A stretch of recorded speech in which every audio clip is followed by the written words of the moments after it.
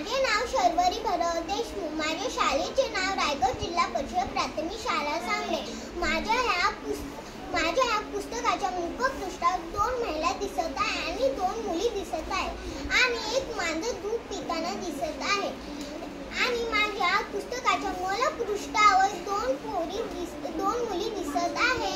माझ्या पुस्तकाचे नाव आहे माझ्यासारखी.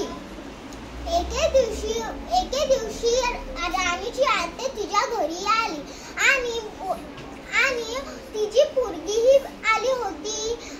तिच्या पोरगीचे नाव होते दीपा.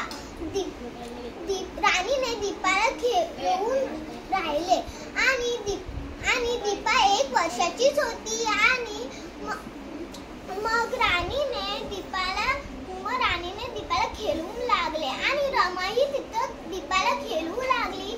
आई म्हणाली की दीपा राणीसारखी दिसते. आत्याही म्हणाली राणी दीपासारखी दिसते.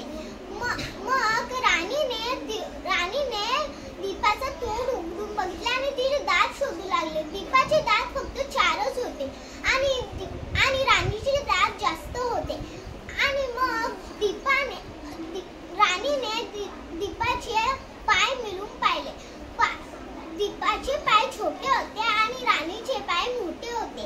मग राणीने दीपाचे नख मिळून पाहिले आणि राणीचे नख जाड होते.